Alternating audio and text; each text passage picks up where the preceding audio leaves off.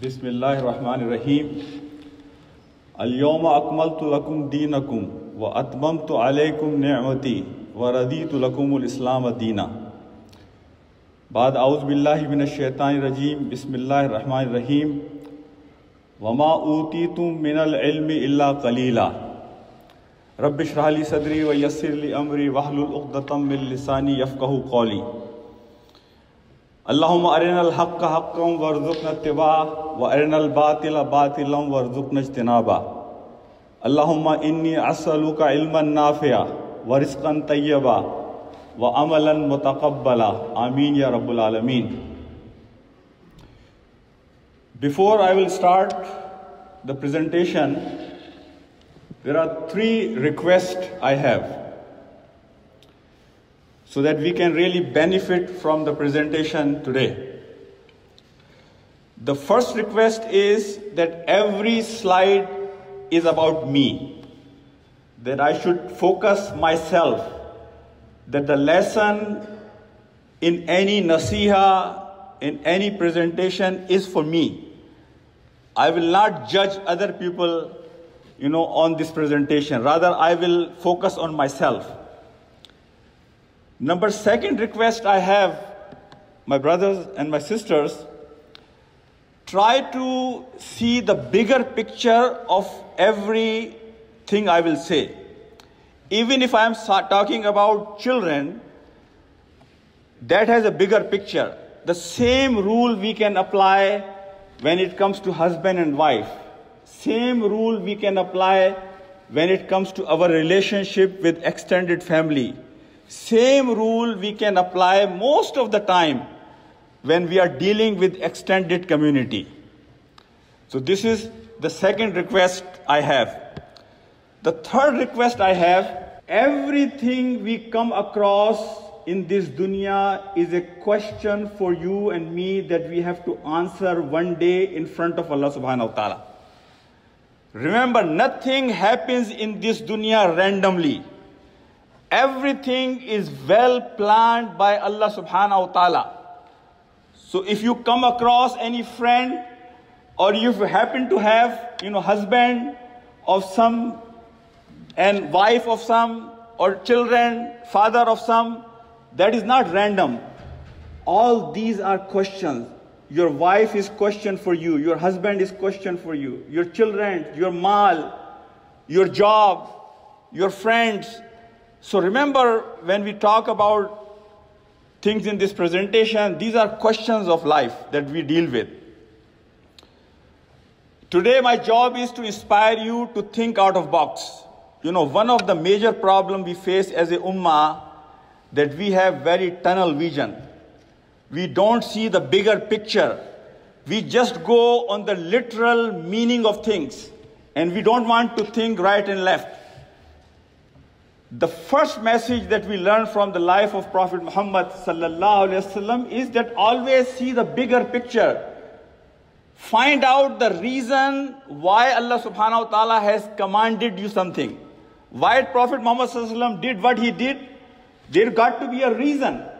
So once you understand the bottom line spirit, the ruh of the command of Allah subhanahu wa ta'ala and the practice of Prophet Muhammad sallallahu alaihi wasallam, it opens up so many windows and so many options for you and me that we can follow and we can practice. For example, if I tell you that we have to reach Houston, and if you have very tunnel vision, you will say that I will go Houston by taking I-10. But if you understand the meaning of the command that I have to reach Houston, I can go I-10, I can take 90, I can take plane, I can take, ferry from Winnie. There are so many different ways that I can reach to Houston. The goal was to reach to Houston. The same way, whenever we listen to any command of Allah subhanahu wa ta'ala, it always have a bigger picture in front of you. So one thing which I will do in today's presentation to inspire you to think out of box. And the second thing which will happen because of that is to broaden, our horizon. When I say happy family, if you read the definition of family, family means husband and wife. But wallahi, when you live in a country, when you are minority, the definition of family is way bigger than just husband and wife. That's why, as I said in my Friday little, talk today, that it has 4 components. If you want family to be happy family, then you have to make sure that we take care of all 4 components. Husband and wife, I consider one component. The second component is our children. The third component is our extended family. Most of the time we ignore. After marriage, we think that it's all just about husband and wife. Yes, it starts from husband and wife, because that is the basic pillar of the family. If this pillar will be stable and strong, then rest of the structure, rest of the building, rest of the family will be strong and in peace and on the same page. Agree on this, that husband and wife is the most important pillar of this whole equation. Fourth one is our community. A lot of time I have seen brothers, they live in isolation. They feel like that if I'm making good money, I have good business, and my family, my children are happy, I'm going in the right direction. Wallahi, I can tell you one thing, and I want to mention it right now so I will not forget down the road. Your community is your new family. Where you live, that is your new family. The family back home, you have left that family. So this community will be your family. And I will not just confine to a little town. I will say whoever lives, around you, could be Houston, could be the same country. This whole United States is your family. Because, why I'm saying is that, because if you confine yourself to just you and your children, down the road, I see big problem. And that problem is when you want to marry your kids. If you are social in community and you take part in the community, events, and you are big role model in the community, that you are everywhere in the community, wallahi, you have bright future in the community down the road. But if you confine yourself and your family just to you and your kids, you have taken the wrong path. That's why intentionally I have included, community when you want happy family. And remember one thing, and I have mentioned this in one of my Friday khutbah, there was the biggest study done by Harvard University, the biggest and the oldest. It's been 100 years, last 100 years they are doing this study. And this is an ongoing study. What is happiness and how you achieve happiness? And the final result of that study is that you can only be happy when your family is happy. Happiness doesn't come with money. It doesn't come with how many friends you have. But if your family is happy, that will bring you the true happiness. We all know the best example for us to follow, our role model, is Prophet Muhammad sallallahu alaihi wasallam. From every aspect. The ayah I read in front of you, in which Allah subhanahu wa ta'ala has said that we have completed this deen and this nema, وَرَضِيتُ لَكُمُ الْإِسْلَامَ دِينًا, and we have chosen Islam for you. When deen is complete, the one who has brought this deen, his life is also complete. The way Allah subhanahu wa ta'ala has protected this Quran, the ayahs of Quran, Allah subhanahu wa ta'ala has protected the life of the Prophet Muhammad sallallahu alaihi wasallam like he has not protected the life of any of the prophets before him. And the reason was, the hidayah comes only now from Quran, and the only role model for you and me is Prophet Muhammad sallallahu alaihi wasallam. And I will share with you, to give you a bigger picture, saying of Hazrat Ali Raziyallahu ta'ala anhu, which I have shared before, just for new brothers and to remind everybody. He says in one of the saying, Hazrat Ali, that don't raise your kids the way you were raised, because they are born for different time. They have different challenges. They have different requirements. To make them function according to their potential, raise them according to the needs of their time.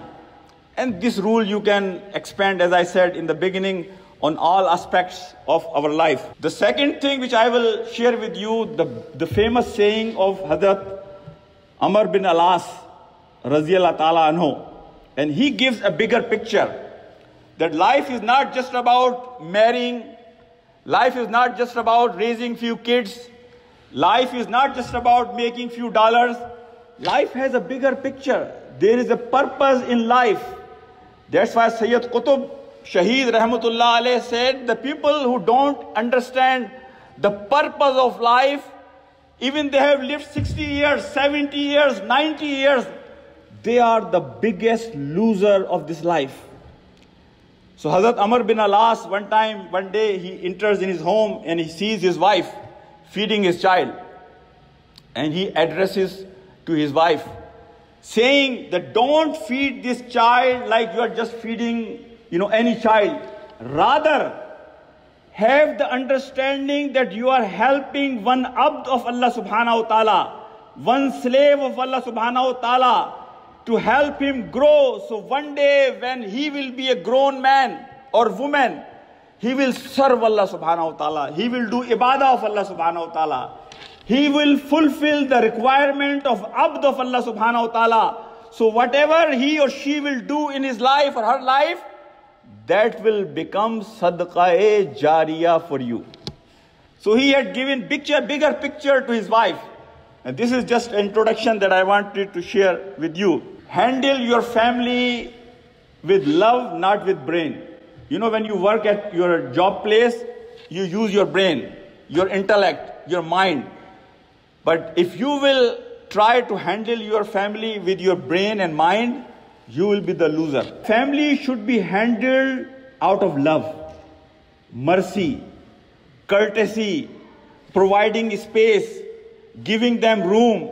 And inshallah, as I will go, I will explain this more. The very prerequisite of happy family is a stable family.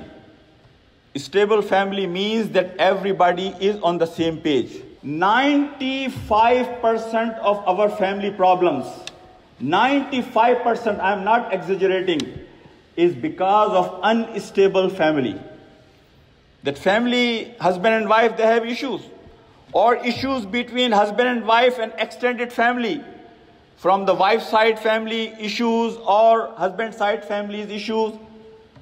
This is the first requirement, my brothers and my sisters, and I will give you more, tips how we can keep our family stable. But keep this concept in mind. A stable family is the first prerequisite. I have seen broken families, and then I have seen the effect of that on your kids. When we live in this country, our mindset is also like the mindset of any other person living in this country. That you marry, you enjoy life, you don't like, you just say bye, my way or highway, no tolerance, no room for each other, no, struggle to understand each other, no effort to understand each other. Rather, if you don't understand me, maybe we have different personality. So I think it's better for us to separate. You go your way, I go my way. No. Really, this is not the way of a Muslim mindset. Muslim mindset is that once I am marrying, yes, there will be issues. This is a constant. Marriage is not a piece of cake. Marriage is something which is constant struggle. Every day I have to move on step by step. It takes time. It needs effort. And for that, I will do my best. So I will not exit. This relationship should stay, because this is what, I'm not talking about exceptions. There are exceptions. But in general, what I see when it goes to separation or divorce among our Muslim families, most of the time I have seen reason which was fixable, easily fixable. But because we are in rush, we have no tolerance for each other, we want result right now, we want to see a girl who has come in my home, perfect wife from tomorrow. Not even tomorrow, from today. And I want perfect husband from today. And remember one thing, life is not perfect. Life is perfect, whatever humanly Allah subhanahu wa ta'ala has considered it should be. Life is perfect in Jannah. Here, nobody, even the king of the country, cannot say that my glass is full. Allah subhanahu wa ta'ala has designed this dunya in such a way, even for king, 20% of his glass is empty. So nobody can say that my glass is 100% full. So life will have issues. It's that how you handle. That's why the famous, phrase I say, life is about option and choices. And life is always about adjustment. That you adjust, according to the time and the need. This is a rule. I know most of you cannot see the slide. It's very small. But what goes around comes around. How you live your life today, how you behave with people today, how you take care of your elders today, your parents, your in-laws, your grandparents, wallahi, same thing is going to haunt you tomorrow. This is a rule of this dunya. This is a rule. If you are nice with people today, you will see many people will come around, they will be nice to you. So what goes around comes around. Life is not perfect. Everything is not fixable. Everything in life is not fixable. You have to adjust. One of the major things which I have seen among families, and this applies to husband and wife, or in our extended family, or among children as well. Assumption that whatever I am thinking, or whatever information I have, or whatever I know, whatever is in my consideration, the party in front of me, they already know it. And I assume it. That's a wrong assumption most of the time. Explain, brothers, communicate, tell the other person in front of you what your plan is, what you want, and why you want that, why you are doing this. Don't keep other party in dark. Communicate whatever you are thinking. Most of the time, we don't communicate and we just assume that other party will understand. I'm not saying they are asking me something and I'm not saying no or yes. They will understand. What does it mean? They may not understand. You have to speak up. You have to say what you are thinking and what you have in your mind and your heart. Parenting is a skill. And I will, as I said in the beginning, not just parenting. Wallahi, everything in life is a skill. Being wife is a skill now. Being husband is a skill now, that we have to learn how to be a good husband, how to be a good wife. Unfortunately, we don't teach that to our kids. We teach them how to be a good doctor, how to be a good businessman, but how many of us we teach our daughters that how you should be a good wife and good daughter-in-law? And same way, how many of us we teach our sons that how you should be a good husband and good son-in-law? Wallahi, this is something that we need to teach our kids, because the issues I see is because they have no clue. They get married. Even if you go for a barber license to cut somebody's hair, you need license. As a doctor, I say, we should start giving license for marriages as well. That you should go through some counseling, some sessions to understand what you are getting into. You have no clue, you get married, and next day you want everything perfect. And that is the issue. And that's why most of the communities in America, they have started sessions with future husband and wife so they can understand what they are getting in. One thing called relaxed parenting. Relaxed parenting is basically if you know your destiny, you know what you need to do, you see the bigger picture that Allah subhanahu wa ta'ala has the command of everything in His hand, and your part is to do your best, and you make dua to Allah subhanahu wa ta'ala, and you are very transparent and sincere person, and you supplicate and you make dua to Allah subhanahu wa ta'ala, That will bring you the relaxed parenting. The key concept in Islam, and I'm saying this with full responsibility. In Islam, actually, the bottom line is, me as a parent, I should be good. If I am a good father, if I am a good mother, and I know what I'm doing, and I have, invested in my relationship with kids, wallahi, you will never fail. You will always succeed. That's why I say, parenting is all about good parents. If parents, they know what they are doing, and they have very clear picture, 99% chance is they will pass. Even if they will fail, down the road, they will see their success. Parents are like role model. Urdu में कहते हैं ना जी मान, बच्चों की मान माँ बाप हैं. Parents are the role model. So please keep this status they have for you in their hearts. We need to invest in this relationship with kids. We should not let them down because they have high expectations. They expect from parents they will never lie. They will never cheat. They will not do anything which is unlawful. Unlawful from the laws of this country or laws by Allah subhanahu wa ta'ala. So they have high expectations and high image of parents. So if you will yell in front of your kids, if you use abusive language in front of your kids, if you say things you are not supposed to say, if you fight, with your wife or wife fights with your husband, wallahi, this shakes the whole image kids have about the parents. So I tell you and myself that we are their role model and we have to keep up, this image of us. And kids will do mistake. And as I said, apply this rule. Wife will do mistake. Husband will do mistake. Your extended family, they will do mistake. They will go wrong many times. And the ayah I will, inshallah, read to you from Surah Taghabun later on. I will go more on this subject. But for right now, just keep in mind, kids will do mistake like we did when we were of their age. We feel like that our kids should be like angel. We were not angel when we were of their age. Now, discipline and instruction. This is very important thing which I want to explain. The difference between discipline and instruction.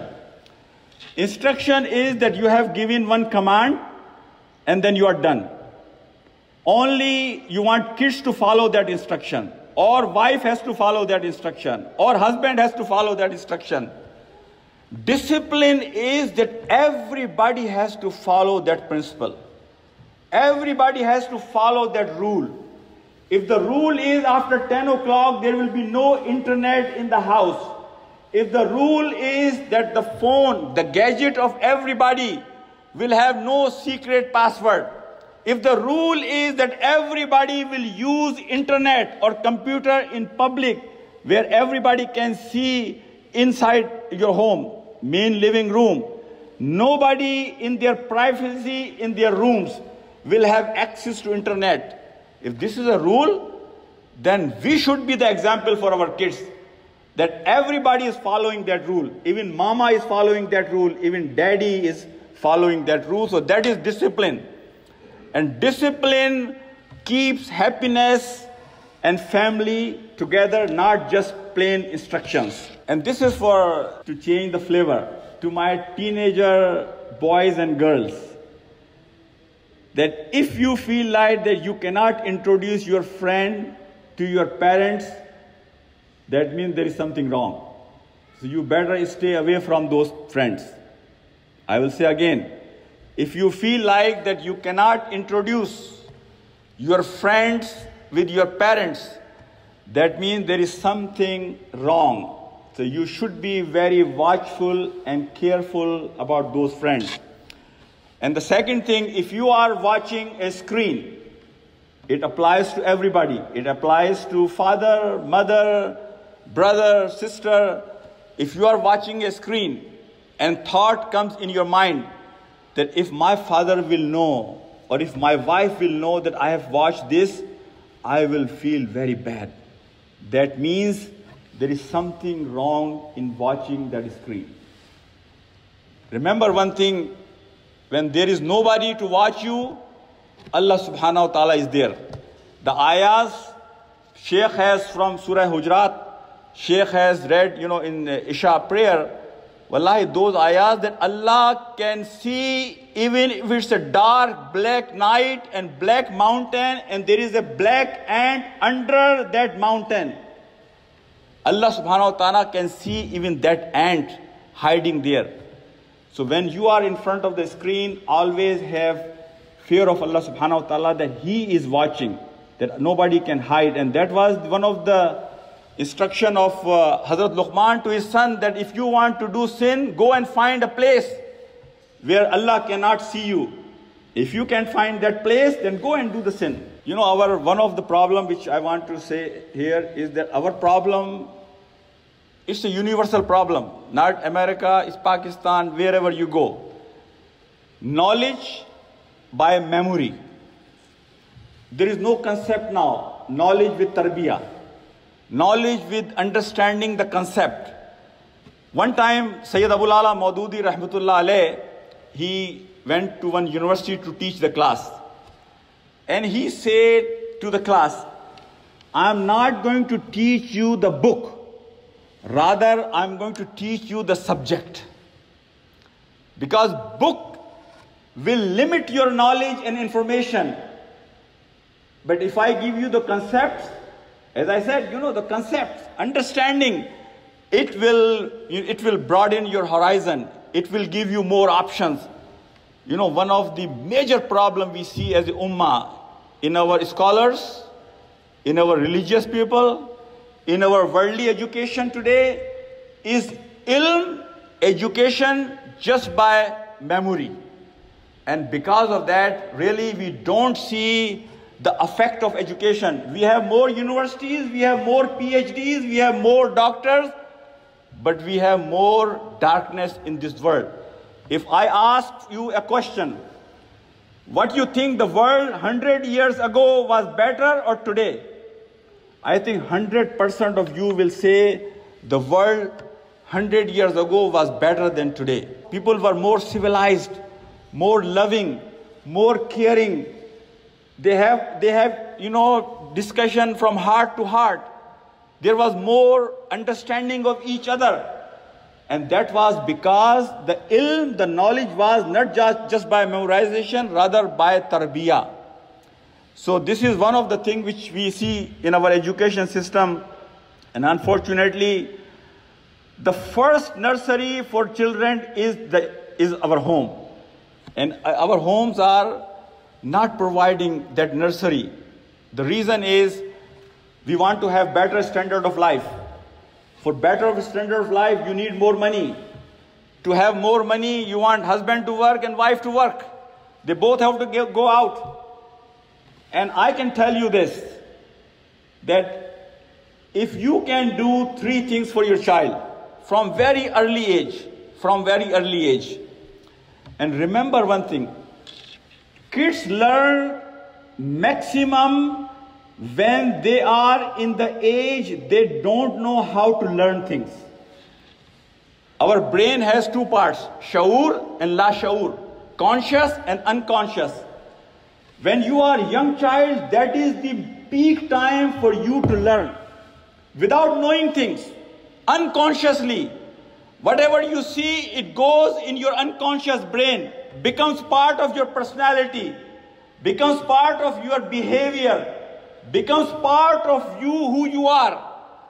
Wallahi, that is the most important time of our child, which we feel like that he can go to nanny, he can go to daycare, or we push them to go to pre-K school, or he will learn. No, the best teacher for young child is mother. The best teacher for young child is your home. So that is one thing. The second thing, from very early age, try to put love of books and respect of people in their heart. From very early age, respect for everybody. We should teach them respect we have to respect each other on human level first. Religion comes later on. Wallahi, that is the teaching from the Prophet Muhammad ﷺ, that love with every human being. Does not matter he is Hindu, he is Christian, he is Jew, whatever faith he has, whatever color he has. Respect for every human being, that should be the first teaching we should teach to our kids. And respect for the books, love for the books. And that is something that we should also do, inshallah. Limitation of our education system, I have already said, education system is by memorization. And people who really rely just on the education system, does not matter if it's American education system or, Finland education system, which is the best country for education. Education system has its own limitations. They can only teach so much. So we have to understand that. And as Einstein has said, our education system expects from fish to crawl on a tree.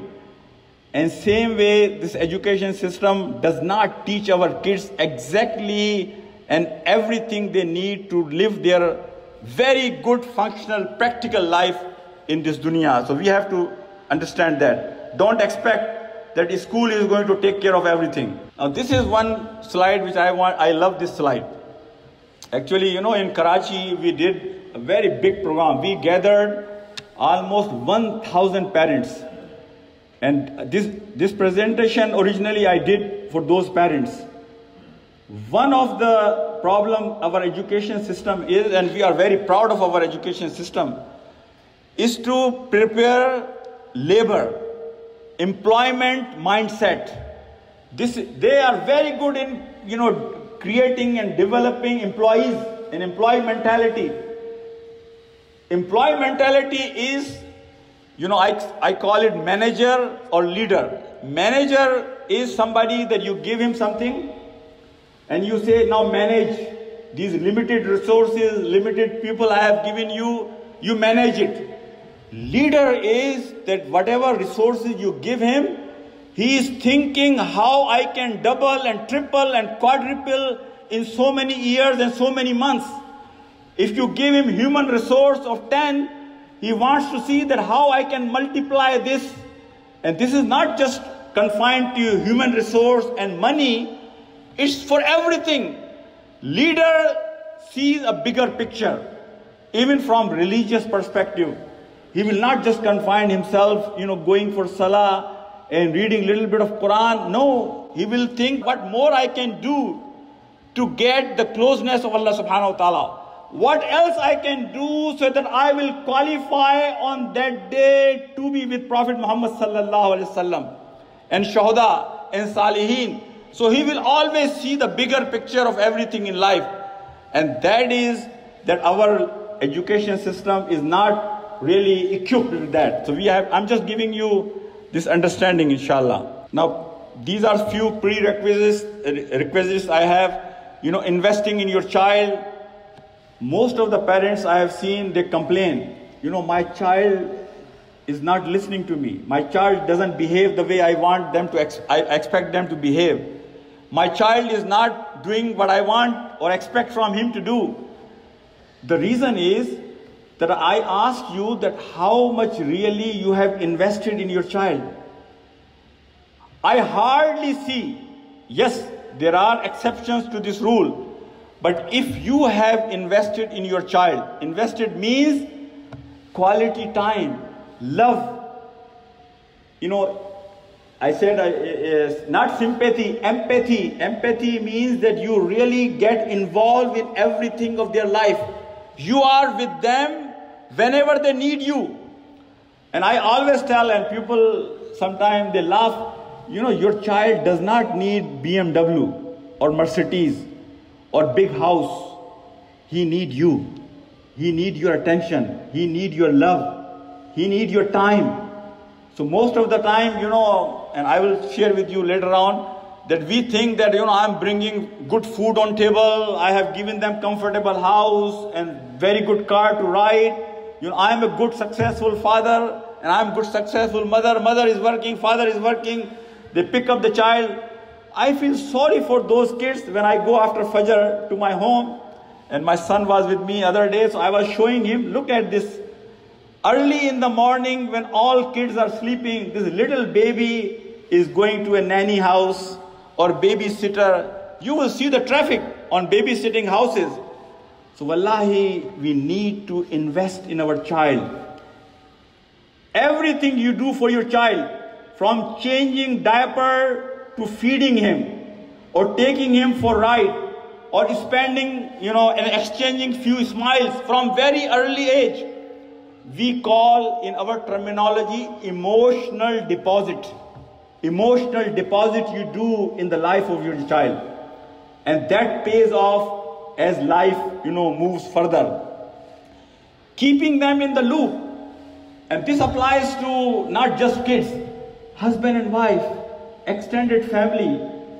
If you have people who are connected to you, keep them in the loop when you are making decisions. Don't give them surprise. Even to young children, if you are going Houston, tell them ahead of time that tomorrow, beta, we have to go Houston. Not when you have put them in the car, okay, we are heading towards Houston. Don't give last minute surprises.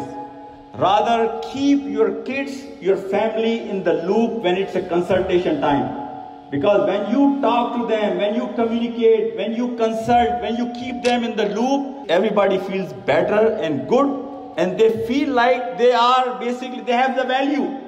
They feel, encouragement. They feel like they are part of the decision. So that decision will have, more and better effect. And active listening. Most of the time I have seen our kids, they don't need anything but the ear which can listen to them. And I tell parents, active listening is that you really are not just listening.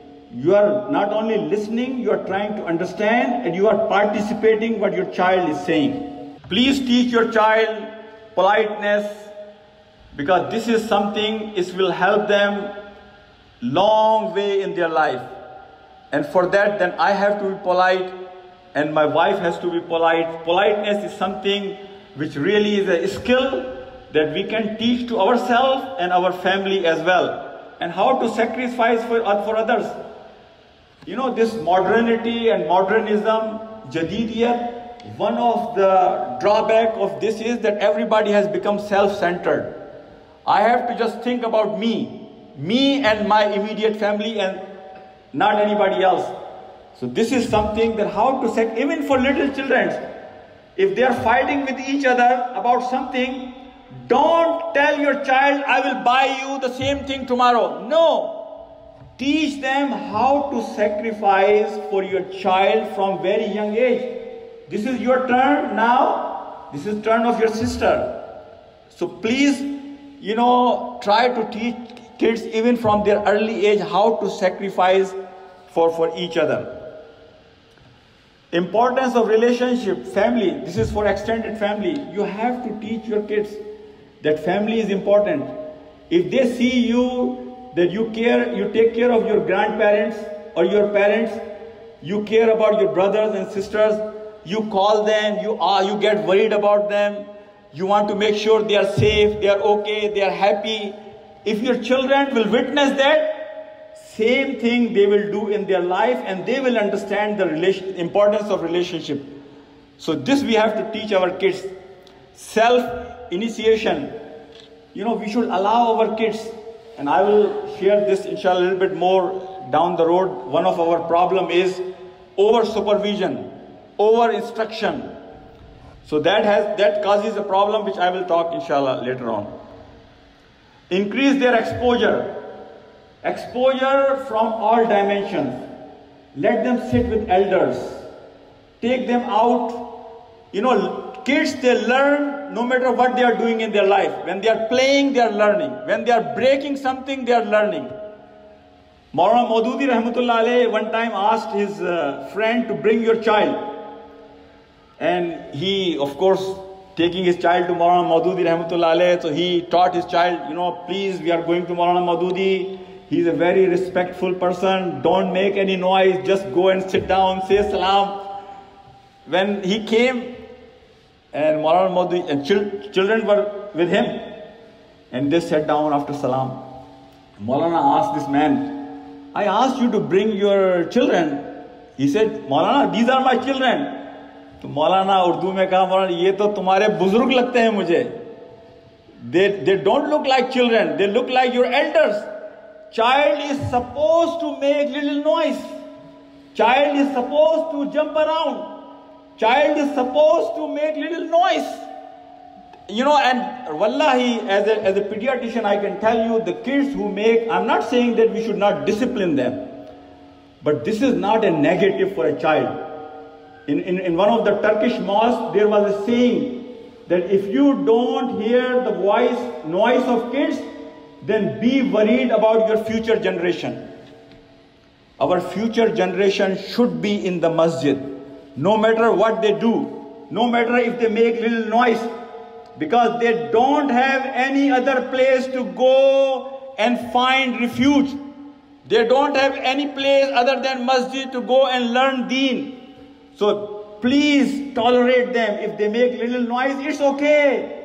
But encourage them to come to masjid, to increase their exposure. My brothers and my sisters, I will just say one thing about this slide. Watch what you appreciate about your child. Because whatever you appreciate, actually that goes in their unconscious brain. And it becomes part of their personality. So don't appreciate everything. A lot of parents, they have this misunderstanding. Let's appreciate everything. And they appreciate out of proportion. So child feel lost. You know, I did something great yesterday. The father was appreciating the same way when I did any little thing. So two things. Watch what you appreciate and appreciate according to whatever proportion, you know, it should be appreciated. So, I don't know did we understand this point? Understand what you appreciate. So don't appreciate everything. Appreciate what you really feel like that this should be appreciated. Most of the parents, they appreciate, oh, you got A+ grade, mashallah. How many of us appreciate if our child does not lie? If we say the truth. He comes to you, he has done a mistake, and he comes to you and accepts his mistake. How many of us we appreciate that? I appreciate that you have not lied to me. You have told me the truth. How many of us we appreciate the values, the ethics that we should be practicing in our practical life, other than, you know, appreciating their grades. And when you give them any task, lot of parents, what they do, even if they are giving them a hard task, they say, beta, it's very easy. It's a piece of cake. Even though it was a very difficult task you are assigning him. What happens, once he does achieve that task, he feels like, you know, it was not that great because it was a piece of cake. It was an easy task. So when you are assigning a task and it's a difficult task, tell your child, I know my son, it's a difficult task. It will be a challenge for you, but I know you can do it. So rephrase what you are assigning him. Lot of time the biggest fear parents have, failure of their child. Biggest fear. Every parent has failure of their child. And in this slide I have written failure prerequisite for success. Calculated risk. People who don't take calculated risk, they can never do big things in life. Yeah, they can be a good employee, they can be a good, you know, servant, they might find a job, they can make them happy to live, you know, a regular life. But if you really want to do big things in life, we should let our child take chances, take risk. And I call it calculated risk. You know, when eagle is teaching his baby eagle how to fly, what it does?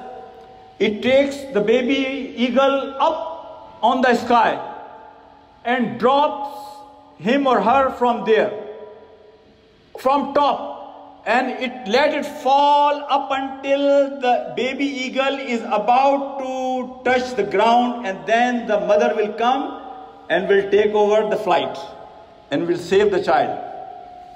So we should let our kids take risk, take initiative, decide, make decisions. We are there to help them when they need it, but don't do the pampering. Don't do, always just, babysitting for your child. This is our problem.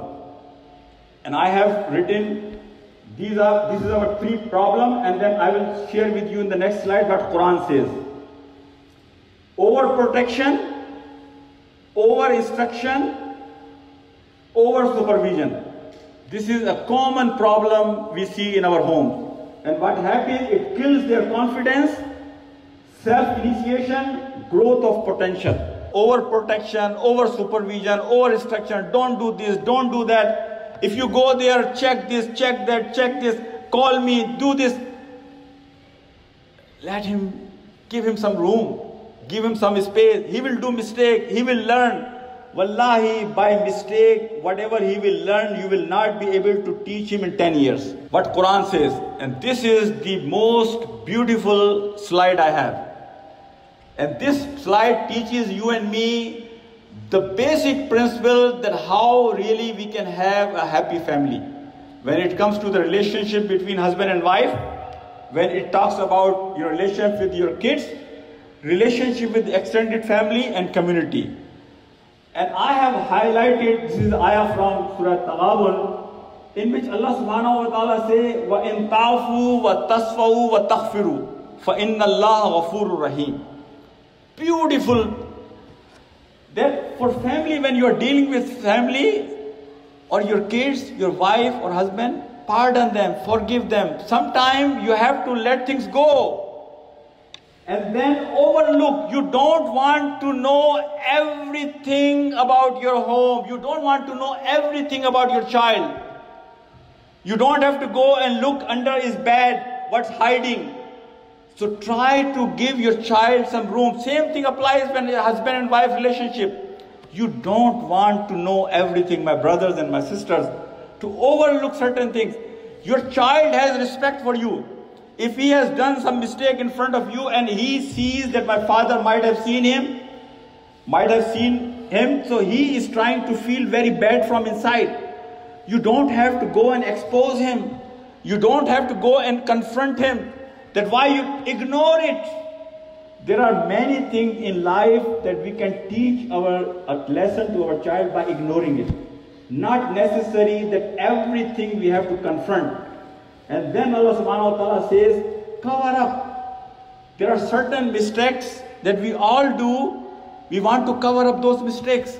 We don't want to expose. We don't want to let everybody know. If child has done one mistake, we want every brother and sister to know what he has done. If wife has done something, I want everybody in home to know, or husband. Cover up. So these rules, why Allah subhanahu wa ta'ala says, فَإِنَّ اللَّهَ غَفُورٌ رَحِيمٌ? Because you, as a abd of Allah subhanahu wa ta'ala, expect from Allah subhanahu wa ta'ala to do all this for you. What a beautiful ayah. That you expect from Allah subhanahu wa ta'ala to pardon you. You want Allah subhanahu wa ta'ala to overlook your mistakes. And you want Allah subhanahu wa ta'ala to cover up your mistakes. If you expect that from Allah subhanahu wa ta'ala for yourself, then same Allah is commanding you to practice these things when it comes to your family. Subhanallah. This is another thing which I want to say. A lot of time our kid comes to you, Abu, I want to play basketball. And you say, okay, done. You agreed what he said. This is called agreeing. Acknowledgement is not just agreeing. Kids want acknowledgement. Acknowledgement is that he comes, he says, Abu, I want to play football. You will say, yes, beta. What else you need for that? Do you need any dress? You need some practice time? You need me to take you there? You want me to do something for you to, it will become more enjoyable for you? Or you want me to come and watch your game? This is called acknowledgement. We complain, our kids don't talk to us. If we ask them, did you eat? Yes. Do you want to go? No. Yes, no, yes, no. And then parents, they complain. Our child, he doesn't talk to us. Give them room. When you are talking to them, get involved. Don't have closed conversation. Rather have an open-ended question and answers. So if he comes to you, don't just agree, rather acknowledge. This will open the door for discussion and interaction, inshallah. And see, agreeing is just simple endorsement. Acknowledging is not only agreeing, but emotionally and mentally getting involved with support and encouragement. These are my last 2 slides, and I will finish. Never do this to your child, and never do to anybody you have any kind of relationship or connection. Wife, husband, extended family. Do not compare your child with other kids. Very common problem we have in our homes. Look at the child of XYZ. Look at the child of that person. Everybody is unique. 7 billion people in this world. No two are alike. This is the qudra of Allah subhanahu wa ta'ala. No two people are same. So don't compare your child from his yesterday. How he was yesterday and where he stands today. So don't compare your child with anybody else. Do not call names. A lot of time I have seen that you are lazy, you are stingy, you stinks. We label our kids. Once you label them, wallahi, their personality shapes, around that. Never challenge their intention. Even if your child is lying in front of you, even if he is lying, you should talk to him in a way, I think, beta, you might have some misunderstanding. I think thing was not like, but don't call him a liar. Do not find excuses for your child's mistake and shortcomings. If child has failed, don't try to find excuses. But I think exam was very difficult. That's why you failed. I think the referee was not fair. That's why you have lost the game. So don't try to find excuses for your child for his shortcomings and his failure. Because until and unless he will know why he failed, he will never learn. He will never, fulfill that gap. Do not share your problem. Do not be petty. Very common, I have the same problem. We tell to our children, I worked so hard for who? For you. I have given all my life. I have given my, youth for you guys. And you guys still don't appreciate that. Don't share your problem with your child. Don't act petty. Don't show them, the favors you have. You are supposed to do that as a parent. And your parents have done the same for you. And don't share your problem with your children. They don't care about your problem. Wallahi. So a lot of time parents, they share, and this puts them, in a very bad situation. Then they feel like, my father is already so worried and concerned. He has so many things in his plate. If I have a problem, how I will go and share with my problems? It will increase his anxiety, his problems. So I'll rather keep it to myself. So for keeping this communication with child, don't share your problem. Don't act pity. अपनी मजलूमियत अपने बच्चों के सामने पेश न करें. Do not remind him of mistakes of his past. This is not just for a child, to husband and wife as well. I have seen in relationship, and there is a hadith of Prophet Muhammad sallallahu alaihi wasallam, I will remind all of you, in which he has used very strict words that about a person who reminds you of your past to feel you bad. Wallahi, this is not a Muslim way. If my wife has done a mistake, after 3 years, I remind her, oh, you have done this 3 years ago or 2 years ago. Same thing we do with our child. Oh, you are lazy. You have done the same thing yesterday. You have done the same thing day before yesterday. You always do this. Do not make people feel bad from their past mistakes. Forgive and forget. Forgive and forget. We forgive sometime, but we do not forget. And in the next slide, we always should do, trust your child, respect your child, provide space, exposure to adults. And as I said in the beginning of the presentation, it's not just for child, trust of wife and husband, trust of the extended family, respect. Respect, one of the doctor in Pakistan, he was saying, he was using as an example. He said, the people I have seen, and this was in Punjab, I'm not talking about, Karachi or Punjab, but I'm giving you an example. He was just sharing this. He said, I have seen in Karachi, when the parents, they talk to their kids, they respect them so much. Aap ye na kare, aap yahan tashrif rakhiye, aap yahan baithiye. They talk to them in such a respectful way. Wallahi, he said, the doctor who was, that I was so impressed. That's the way it should be, that we should respect our children. Because that is the language that you want to teach them. That respect, using polite way, respecting your child in our cultures, in back home culture, especially, our Indo-Pakistan culture, talking to kids with respect. Sometimes some people feel like, I'm belittling myself. Maybe I'm putting myself down. No. As I said from Hazrat Ali Raziyallahu Ta'ala, time has changed. The time and age we live in, this is one of the requirements, is that respecting your child. It helps them to grow his image, his confidence, and his personality. And exposure to adults, our children, when guests come at home, they hide in their room. Mistake, our mistake. We should ask our kids to sit down when somebody is visiting our home, so they should get exposure of adults.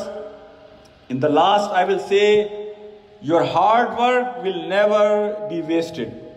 Your hard work will never be wasted. If you have the bigger picture of this deen, that you are taking care of your family or kids, so that you will be successful on that day in front of Allah subhanahu wa ta'ala, and you want your kids to be a better Muslim tomorrow, a better ambassador of Islam, a better representative of Islam. You are teaching your kids the basic morals and values taught by Prophet Muhammad sallallahu alaihi wasallam, and you are keeping that environment in your home. Wallahi, you will never fail. If you will connect your child with Allah subhanahu wa ta'ala, you will never lose your child. Even if you will lose your child for some time, he or she is going to come back. The problem is when we connect them to mighty dollar or mighty job or mighty dunya, and when they run away from us and then we complain, then we should have no right to complain. We should have no right to complain, because this was our failure, not their failure. May Allah subhanahu wa ta'ala give you me this tawfiq, that we can really understand the purpose of life, the goal set by Prophet Muhammad sallallahu alaihi wasallam. And I pray to Allah subhanahu wa ta'ala, He make us successful in this dunya, and inshallah in the life hereafter. Wa akhiru dawana anil hamdulillahi rabbil alameen.